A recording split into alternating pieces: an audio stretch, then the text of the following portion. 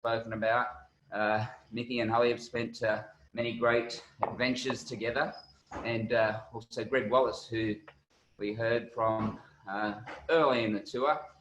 Greg, who was running the 800, but has been temporarily halted due to some injuries. Holly's he's got this list about this long of wild adventures that he's done. We had Paul Watkins, who did the 66:33. Well, Holly's done that as well. And when I looked at the list, I went, what are we going to chat about? Because there's just too many to try and cover them all. So we've pulled out a couple, and we'll get to those shortly. But it's always interesting, Holly, to hear how people get into this a sport of ultra endurance pursuits. What was it growing up for you around sport and activity that led you to spend all this time on your own doing these things? Do you just not like people, or do you find they don't like you? I don't think they like me, Pete, somehow. But no, it was interesting. I sort of fell into it. When I was younger, I just played team sports, soccer, and I was in the surf club. And then when I was probably about 18, I had my appendix out, and the only thing I could do was go to the pool, which fortunately for me was at the end of my street. And I swam like a rock. But whilst I was at the pool, I met these guys that were doing triathlons. They'd all come back from doing the Hawaiian Ironman. So I thought, wow, I didn't see those guys on television. So I thought, wow, there's guys that live in my area that do that sort of stuff. And they're a bit older than me. And they sort of inspired me I got to know them through swimming. And then I bought a bike, and I could always run okay. So I sort of got into it through triathlons. And I did some smaller length triathlons, and then it sort of got to me and said, you know what, why can't I do a full Ironman distance triathlon? So with their knowledge and advice and help, I ended up starting my first one when I was back in like 1989 when I was a young tacker. And I've gone on to do about 14 Ironmans since. But I get bored with doing the one thing all the time. So there was a bit of an evolution to say, well, I can run 42 Ks. And then I found out about these ultra marathons and these crazy distances. So I thought, well, can I do what's possible? Can I run more than 42 Ks? I don't know. And then as one of those wicked combinations of the internet, some alcohol and a credit card led me to sign up to go to a race in China across the Gobi Desert, which was a 250 kilometer self-supported race over 7 days. So I've jumped from like a 42K marathon to 250K. So it's a massive leap. And I was just diving into the unknown. I had no idea if I could do it or not. But I thought, you know, well, if you don't try, you'll never know. So I guess that was my motivation, was to try and find something just to push myself a little bit and just to see if I could actually achieve something like that.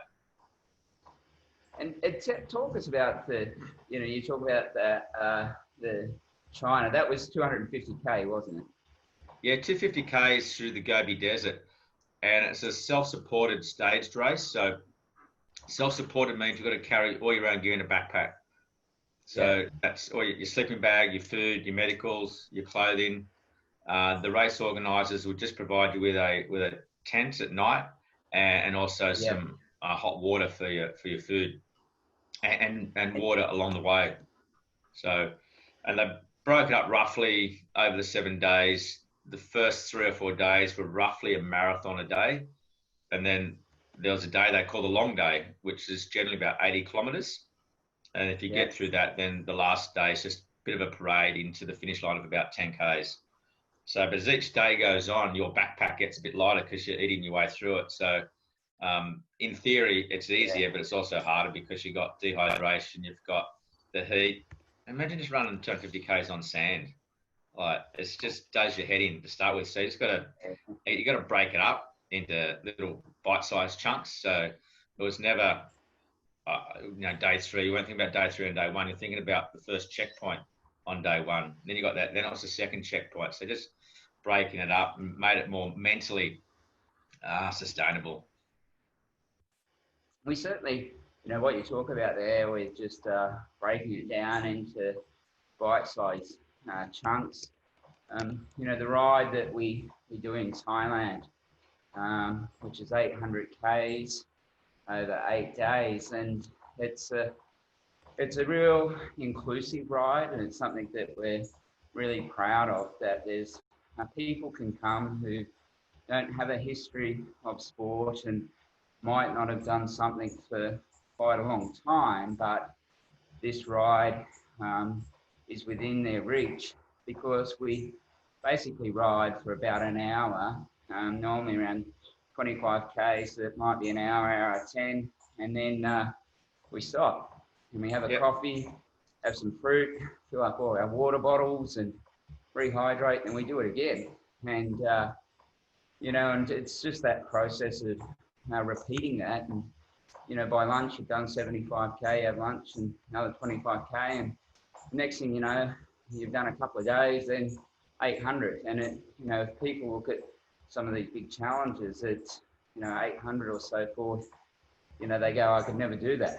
If you can ride 25K and you can repeat it, you can. Yeah, I mean, that's what you got to do. That's exactly what you got to do. And then mentally, they can train for riding 25 Ks, have a break, refuel, and with the right people around you motivating you, you've all got the same goal and the same purpose to get to the end. So, and there's also that sense of teamship and camaraderie, I guess, as that trip goes on. Yeah. How like you're running on the sand, you've got a full backpack. How long is it taking you to run a marathon distance in those first couple of days? Yeah, so the first day you get a bit excited because you've probably had a bit of taper time, a bit of travel time. So everyone tends to go out, I'd say, too fast, and I'm guilty of that. I've gone out too fast and just blown myself to pieces on day one. But it really depends on the course. Yeah, you've got sand, but sometimes you've got massive sand dunes and hills. Sometimes it's a bit hard packed. So you're running at least, generally each day starts about 7 a.m. If I can get into camp maybe 2 in the afternoon, then that's a good day. So you're out there for the fair chunk of the day. If it's a real hard day, maybe 3 or 4. But if you can do around that 5 to 7 hours, that gives you time just to get back into the tent, get your stuff sorted out, get rehydrated, lay out your sleeping pad and your sleeping bag, and then get some rest. Wait for your other tent mates to come in, because you're in a tent with about 7 other people. So everybody comes in at different times generally. So you've got to try and just, you know, make sure that you're organised so they're not interrupting you trying to get some rest and preparing for the next day. How do you find that you sleep on these type of events? Because your body's exhausted, but your mind, I guess, can be, you know, it's hard to slow that down. Yeah, I sleep like a baby. I'm generally exhausted when I get back into the tent, so I don't have a problem sleeping. Some guys toss and turn, and especially the first few nights, and then after that, their body gets used to it. But I have no problem. In fact, I've been kicked out of the tent a couple of times through snoring. So I think that was in Sahara with Mickey as well. He kicked me out of the tent. So, but no, I don't have a problem at all, which is fortunate because it does help, you know, recover and get you ready for the next day. Yeah. And with your gear that you're carrying, is there, I guess once you've done a few, you start to get proficient at the packing, but, you know, what kind of mandatory gear and what kind of advice is there on what to take? Yeah, I see all different people doing different things. So, you know, some backpacks are really light, like 5 kilos. I don't know how they do that. Some are 15 kilos. So that's sort of the spectrum. The first one I did, I had no idea, absolutely no idea. There are minimum stuff you got to take. You got to take 2,000 calories of food each day, and they get at race checking. They get checked to make sure you got the minimum calories there. Some people think they need to take more, but generally after the first day or second day, there are people throwing food left, right, and centre into waste areas because they just realise that they've packed so much food. So that was probably a mistake I made in the beginning of too much food. but I didn't know. I had no idea. So, but as you say, as you get a bit of experience, you pack lighter, and people, you spend a lot of money buying a really, really, really light sleeping bag because it saves Yeah. you 100 grams or whatever it is, and that all adds up over a period. So, I think the best I got my kit down to was about 6.2 kilos. That's without water. So I was happy with that, and that's things like cutting your toothbrush in half. So it doesn't take up. It's also the bulkiness as well. So in the first couple of races, I had a backpack just on my back, but then I bought a new one where I've got compartments on my front as well. So I would have some energy gels and some snacks I would have during the course of the day, and I could just reach into the front of my pouch and get those out, as opposed to take my pack off, get them out of the back, and then go from there. So technology has helped a lot in terms of backpack manufacturing, just the evenness of weight on your body. So you've got some weight on the front, some weight on the back, so you're running more upright. So it does help your overall your back and your spine and your I guess your technique over that period of time as well. Yeah. And how do you go managing the food intake? Because sometimes as you push your body, you can start to struggle to take food in, and that really leads to a downward spiral, and how do you go? You've obviously, it's such an important thing for all the events that you do. Have you struggled with that? Is this the times where there's no appetite, you've got to force food in? Yeah, I've learned some really valuable lessons over the time where I've been dehydrated and just not in a good place at all, needing drips because, my body started to pack it in a little bit on some events. But again, like anything, the first race is a learning curve. Then after that, it's about, all right, so I know I need to drink or have something every 45 minutes. So I generally don't wear a watch in anything I do, but in that race, in those long races I do, mainly for nutrition. Because you're right, it's hot. You got to keep your water and your fluids up. You got to keep your electrolytes up, and you got to keep your carbs up as well. So I go 45 minutes at a time, a snack and some water. I grab some salt tablets during the course of the day just to stop cramping, just to keep that in me. Because you don't realise sometimes, because in the dry heat, your pants dry straight away, or your jacket's dry straight away, and then 3 days in, they're white with salt. You just got to be careful. It's just everyone's a little bit different in terms of how they approach that. But what works for me is 45 minutes just to refuel. And I got another little method as well, just to pace myself. And I also eat when I do that. So in the beginning, we just, go out and run. You don't want to walk, so you want to run as much as you can. But a couple of the events I was doing, I was finding towards the end of each stage, I was like diving down energy-wise. It just had nothing. And I spoke to one of the leaders one day, and I said, "Do you run the whole way?" He goes, "No, I've never run a stage in its entirety, never." I said, "But you're leading, you must." He goes, "No." He goes, "I stop, depending on the terrain, but I stop. I do 10-minute blocks. So I'll run for 9, walk for 1, run for 9, walk for 1. So in that 1 minute, he'll have some fluid and just rest his muscles a bit and then continue on. He's obviously running at a cracking pace those 9 minutes, a lot faster than me. But we started to do that in some of the races, and it's amazing. In the beginning, people just going past you left, right, and centre.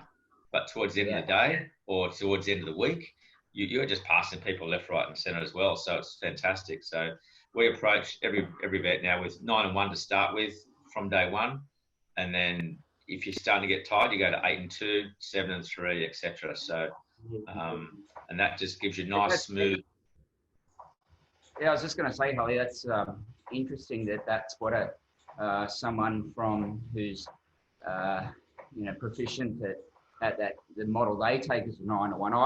I do 9 to 1 as well. So it's I walk for 9 and run for 1. That's kind of my model.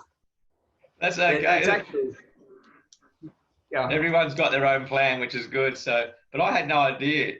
I didn't know how to run an ultra, you know, especially through a desert, you know, in 50-degree temperatures carrying a pack. So each time you go out, you learn something, whether it be in the hot or the cold. You're always learning something. There's someone more experienced. So having good people around you and just listening to their Yeah. conversations is a great source of knowledge and growth. Yeah, it's something the whole trail running and it's interesting that you've gone from like the Ironmans and the marathons, which is so much of the focus is on time because there's a real consistency in distance and conditions and so forth, where you hit into these things that you pursued later, and when you're off the road, it's less about the time. And it's one of the things I think that is so attractive around trail running is I say it legitimizes walking. That it's not about just belting out 50k non-stop or 100k, or you can't do that, can you? No, but it's also about, when you're off road, it's also about just taking a moment to smell the roses and just check out where you are, because chances are you never go to this place again. The scenery is magnificent, and you're right, the concept of distance goes out the window. You're just running along, maybe with a couple of guys that you've teamed up with, having a bit of a chat, checking out the scenery. Then all of a sudden, you're at the next checkpoint. And you think, oh, that was easy. If you're on your own, on a road, looking at your watch, going, oh, I've got 6.3 Ks to go, mentally it does your head in. So, and that's the bit of being like off grid, I guess. And there's no mobile phones, there's no technology. You're just out there and you're on a level playing field with the people that you're with. You could be running next to a CEO of a big corporation.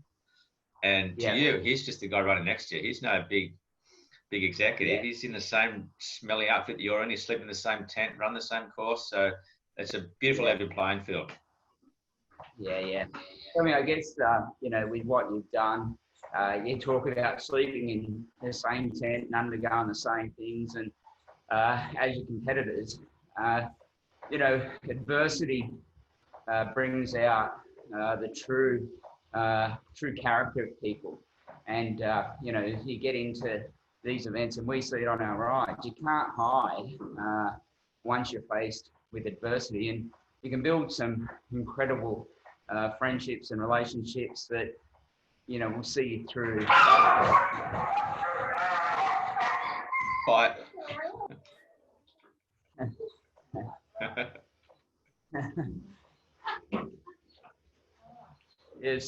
Sorry about that.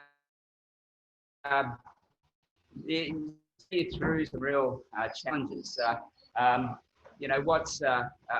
imagining you've built some really strong and enduring friendships through what you've done as well. Yeah, it's funny. You can be stuck in a tent with people that they're all like-minded because they're doing the same event, but you may not connect with them, you may not resonate with them, but for whatever reason. But generally speaking, I've had great experiences with the people I've been involved in. So, you could sit next to a person in your office for years and not know anything about them. But you spend 7 days in a confined space in a tent sharing an experience like that, and there's a bond. So, I mean, that first Gobi Desert race, it was back in, I think it was 96 or 97. I can't remember. It was a long time ago. But the guys that I shared that tent with, we're still in contact with today.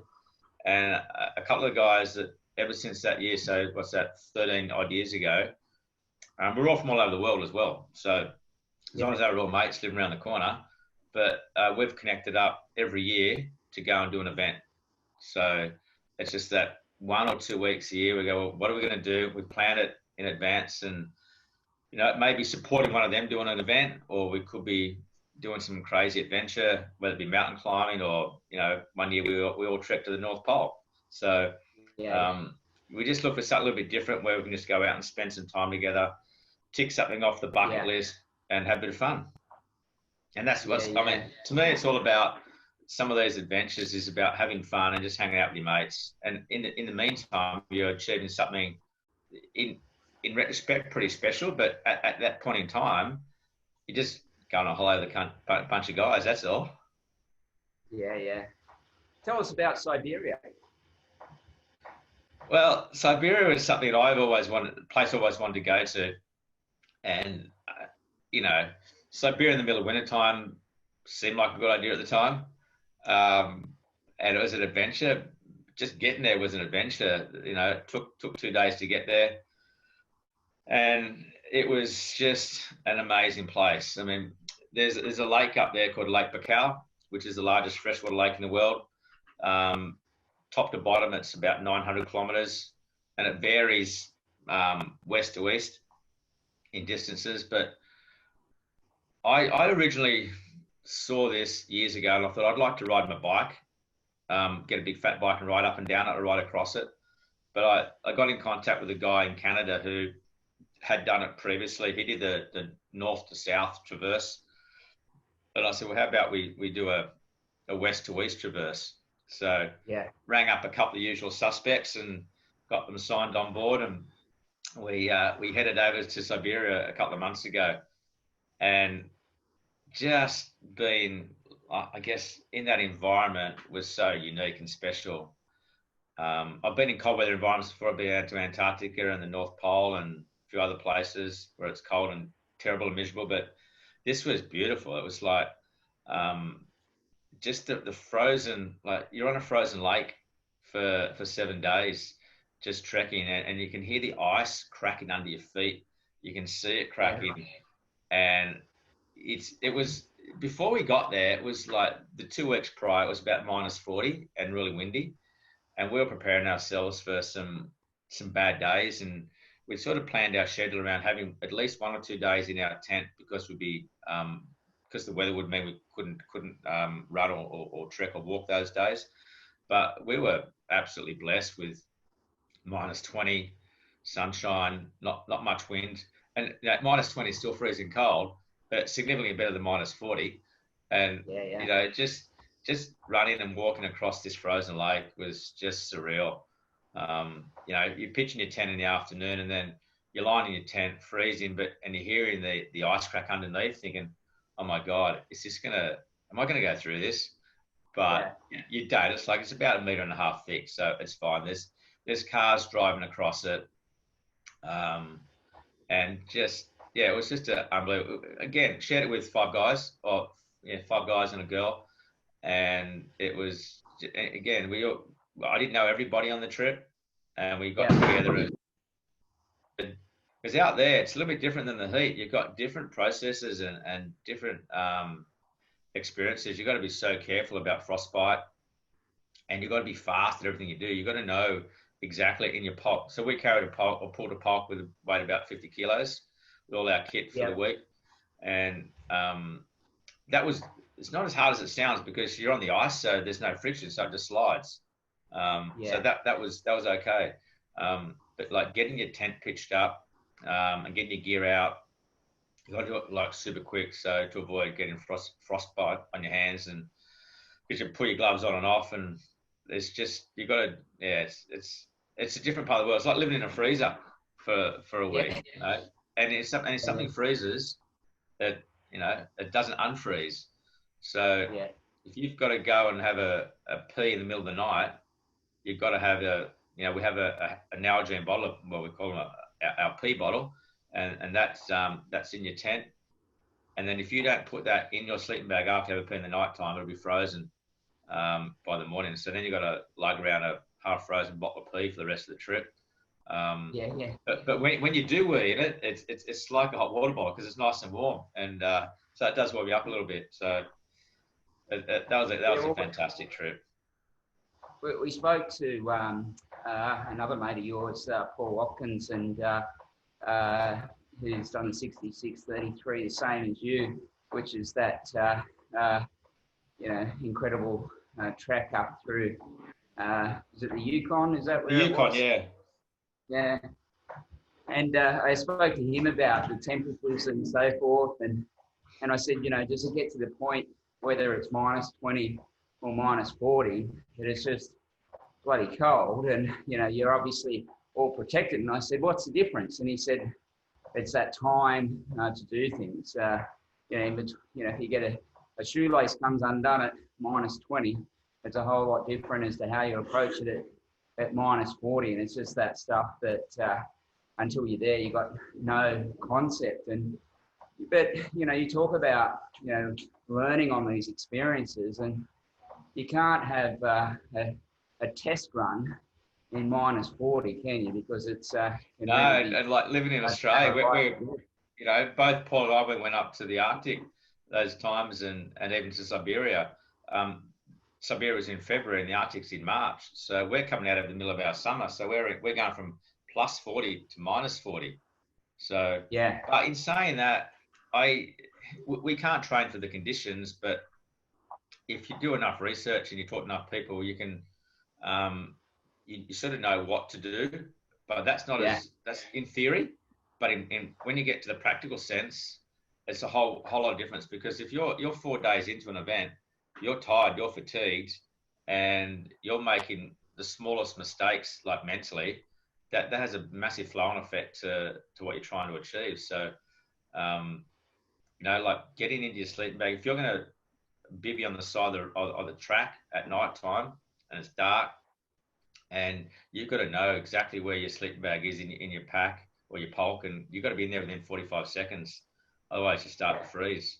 Because once you stop moving, your body obviously cools down significantly. So, and hypothermia and frostbite in those conditions is a real threat, and that's what'll finish the race for you. Whereas in Siberia, it wasn't a race; it was just a bunch of guys having a bit of fun doing an expedition across the lake. So, whilst it was serious in terms of looking after yourself and safety is paramount, we weren't racing the clock. So it was a bit more relaxed, and there was a bit more banter.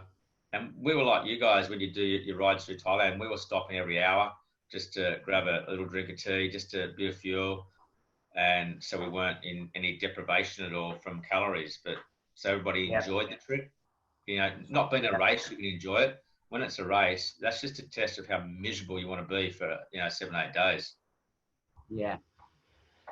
And like you've done the events in Siberia, you run 250 Ks in Egypt, and you run through the desert. What do you prefer, and what's the harder to endure, the heat and sand, or cold and ice?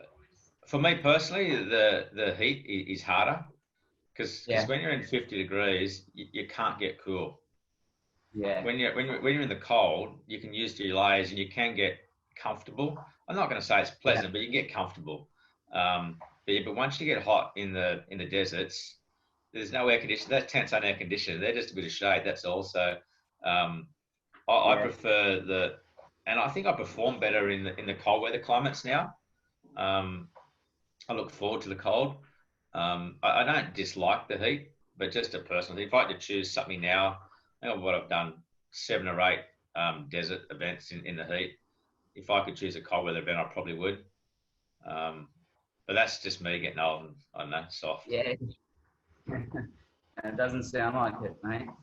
Tell me, in these events that go for, the multiple days, the 6, 7 days and beyond, when we did the ride and Greg ran it, seeing him on the road, and I was saying this to Nikki, I didn't appreciate, like I knew what he was doing. I've ridden the course so many times myself, but there was nothing about it that I went, wow, I didn't expect that from what he was doing.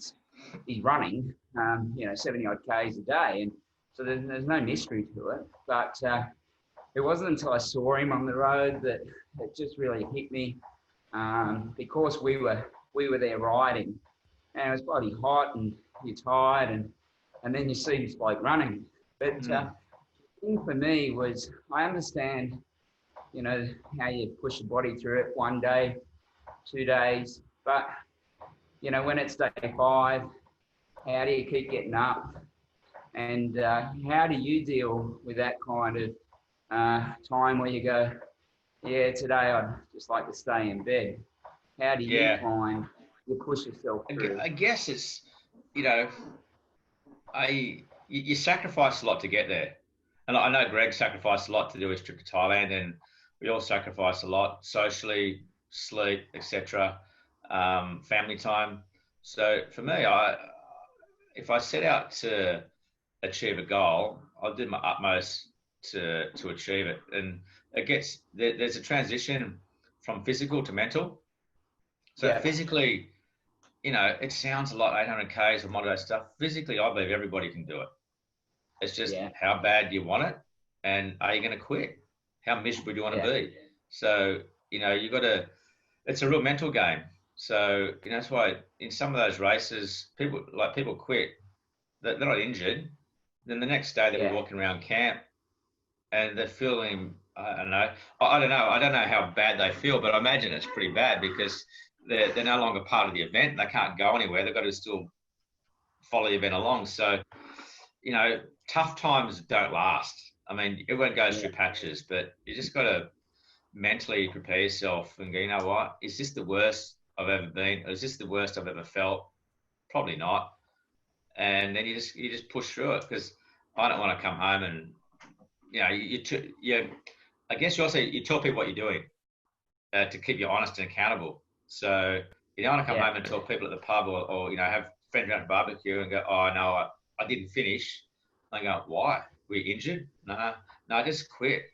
So that doesn't sit well with me. So Yeah. sometimes you drag your sad butt across the finish line in a not pleasant condition, but at the end of the day, you got the medal. So you come home with the medal and you can say you finished it. And you can learn from that as well. Like you go to a place where you think maybe you probably didn't think you could go.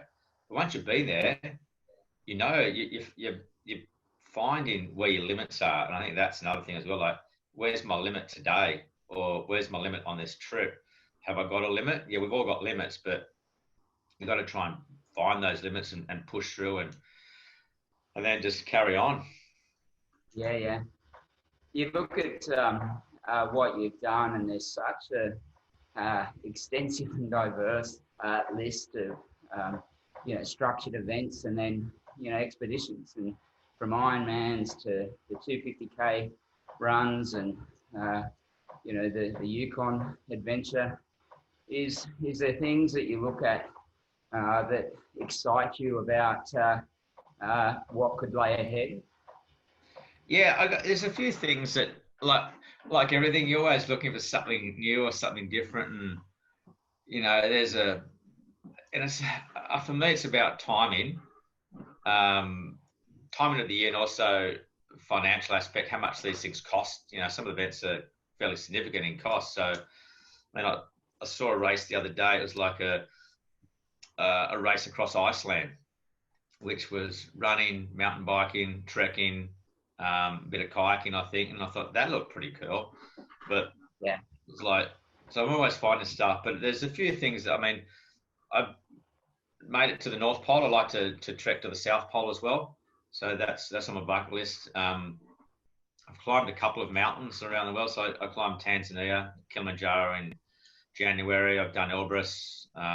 So I wouldn't mind climbing a couple of other mountains. And obviously the big one would be Everest, but that's fairly significant. So, and then in the meantime, there's other events just to I guess B-list events that keep me focused short term. So I've got the Hawaiian Ironman early next year if that race goes ahead. So I've got a couple of other events that I'm doing. So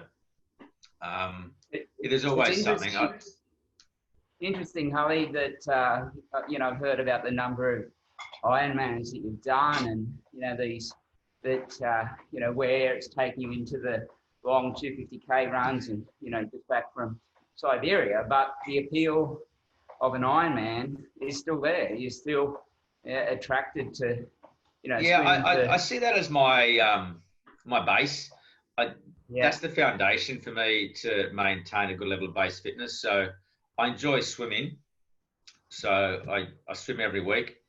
I enjoy my bike riding and I enjoy my running. So if I can maintain a base level of fitness that would allow me to do another event, so I'm not having to lose 10 pounds or 10 kilos to train for an event. So that gives me, and I get bored just swimming or just riding or just running. So if I wake up one morning and it's a beautiful morning, I'll go for a swim. or I'll go for run the trails, or I'll go for a bike ride. I'm not a bike rider, I'm not a runner, and I'm not a swimmer. So that just keeps me well grounded. So yes, if I can swim 3Ks a session without too much, that's good. If I can run, 20Ks as my base without hurting too much, or ride 100Ks. So like tomorrow, I'm going to go out and ride with Mickey for a couple 100Ks. Now that's good because I've got that base level of fitness all the time to go and do that. So I could say yes to him when he asked, do you want to come and ride with me tomorrow? So I thought, no, I can't, mate. I'll sit in the car and watch. But so, I mean, and also a lot of the guys that I live like locally with me, they all do triathlons. So it's an easy way to meet. So to keep you committed and focused and motivated as well. But for me, that's just a vehicle just to go and do other stuff as well. How important is it for you to have something locked into the calendar that you're working towards, regardless of what it is or how far away? How important is that to you? Yeah, I'm very goal orientated. So each year I've got my events I know I want to do, sign up in advance, and that helps me stay motivated. I could go out and train without an event, but I enjoy the challenge of an event, and the reason for getting out of bed at 4:30 in the morning to go to the pool at 5, because I know it's going to lead to something. Not a cup of coffee afterwards either, just lead to an event. So, I do like setting my goals, and things pop up along the way. So you got to be flexible. So this year's a classic example. Got a couple of events away early, and then the rest of the stuff is just put on hold or postponed the next year. So, but next year is giving me the goal to keep training this year, because I don't want to lose that fitness that you've got and then have to restart again. Because when you're on the wrong side of 50, starting again, it's painful and it's slow. You're not in your 20s anymore. You don't bounce back as quick. So and how much of it is? It's interesting you say that. I've certainly in the same age group and have noticed that myself. How much of it in what you do, you build up this residual muscle memory where, it's just, as you say, it's easy to keep going and stop and get going again. Yeah, I think for me, it's about just being consistent. I try and do something maybe 5-6 days a week. Sometimes it's just a swim for an hour. Sometimes it's just a run. Sometimes it's longer.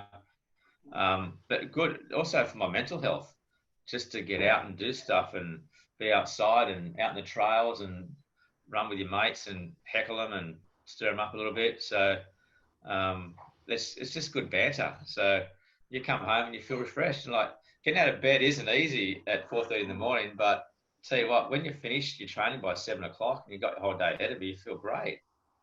Yeah. Mate,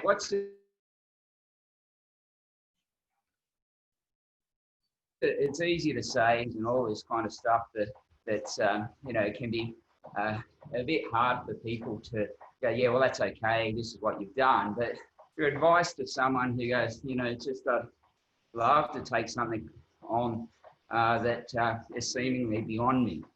And that applies to, whether it's a 250K run through the desert or a business goal or, further study or whatever it is. What's your advice in a real, easy way to see some progress? What's your advice to someone to take something on that they feel is beyond them? I guess the first thing is have the courage to start, because we procrastinate about so many things in life so often. So stop procrastinating, just get out there and do it, and set yourself little goals. So let's say I'll pick something really simple, like, well, not simple, it could be like a 5K park run or a 10K fun run. And if you're not a runner, start by walking, right? Yeah. Just walk for 5 minutes, walk for 10 minutes, get up and just start moving. And then you'll feel better. And then all of a sudden, you know what? Your little goal of walking down the street and back is achievable. So do 2 laps of the block. Or when you start to break into a jog, to start running, go telegraph pole to telegraph pole, or 30 seconds on, 30 seconds off. Do whatever you think you can do to improve. And then you're the one that sets your goals. And I think also it's good to share your goals with other people. One, so they can encourage and support you, but also, as I said before, they can keep you accountable. So it might be a little bit cold, and you say, well, I'm not going to go out today because it's cold and yucky. Well, you've got to, because if you've got a guy and you're serious about it and you're passionate about it, you've got to do it. So I think that's the thing. So you've got to find something that you're passionate about. Don't set a goal because someone else has done something. Like your friend's going to do something, so I'll do it with them because they want to do it. Do something that you want to do, and just make yourself happy. Yeah. We're coming up to, you can see the vision there. We're finishing at the end of day 7 on our ride, and this is one of the most spectacular finishes and locations in Thailand. It looks magnificent. Yeah, we call it Avatar Country, and it's it's such a gem, and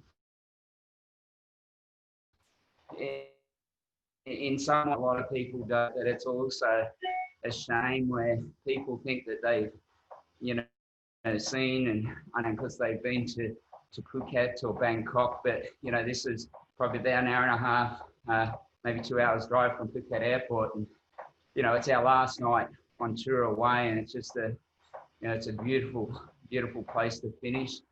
There's no question, all of your adventures and events have taken you to some, incredible places. You met some magnificent people around the world. Is there a particular place, because of either the event or the culture, or that you're drawn to, that you love returning, or besides the event in Iceland, is there somewhere that you go, I just can't wait to get there or get back there? Yeah, it's funny. You're right, Pete. There's, like you just said, I agree exactly what you said there. You go 2 hours out of the city and you meet the locals, and you get to see the culture and what the real world is, and that's reality.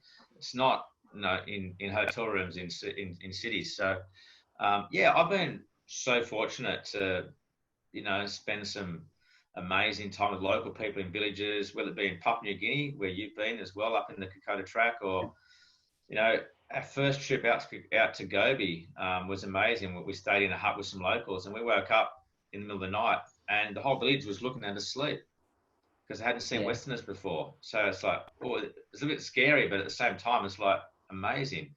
But I guess my favorite event was, for a lot of reasons, but was going to the North Pole, trekking to the North Pole. That was unique. That was pretty special for me. And in terms of places I'd like to go to still, I've been to Africa a couple of times. I'd like to go back there. There's some events over there which I'd like to do, out in the safaris and just in the middle of nowhere. There's some marathons and whatnot out there. But I think if I had a choice, I'd probably head to the South Pole, because that's the big thing on my bucket list. So I've been to North Pole and South Pole. So, and because it's an adventure and it's a journey, it's not a race, and half the fun is getting there as well. So, and it's been on the bucket list for so long. I've had a couple of aborted trips to head down there. So, I think that would be my number one, followed by try and have a crack at Everest at some stage. Yeah, good on you, mate. Well, it's as soon as the borders open up, there's no doubt you'll be back out there. But in the meantime, you're heading out today to ride some Ks. Campbell, who I think you're just freezing up there a bit, Pete. But I think you said, am I going out to see Mickey? Yeah, I'm going to head out to see Mickey. So I wish you more. I'll do my best to sledge and encourage Mickey as long as I can. I think it's amazing what he's doing. 800 Ks. It just shows he's got very, very poor time management skills, and he can't do that over a month, and he needs to cram it into 2.5 days, or 1.5 days. Absolutely. All right, mate. Well, thanks for getting up early to join us this morning. Enjoy the time riding with Mickey, and we'll catch up. All right, Pete. Thanks for your time. Thanks for inviting me. I appreciate it. Good on you, mate. Okay, mate. I'll pass back to CT to wrap it up. Great. Thank you so much for joining us this morning. There's certainly been some amazing stories over this last 30 days. And I think Pete and I are both inspired to do something big, and there's a few things ticking away there. So thank you for just sharing your background and coming on this morning, and good luck out there on the M7 with Mickey. Thank you. But that's a wrap for us today, team. So we are another 25 kilometres down. We have just finished day 7 of the Thailand ride, and as Pete said, cocktails, but we're not. We are in our lounge rooms and garages and doing the best that we can. And that is awesome. That the ride is up to $238,000 raised in the month of June. So, you know, for us at Hands, we're so grateful for you guys coming on to ride with us and just the support that we've got there. So let's see 50,000, I think. So have a wonderful weekend, everyone. Don't forget to log your Ks. And if you fancy a double session today, we're going to be live crossing to New Life Project can offer us to have a look at the homes. So we'll see you at 12 if you fancy that session. Have a great weekend. All the best. Bye, everyone.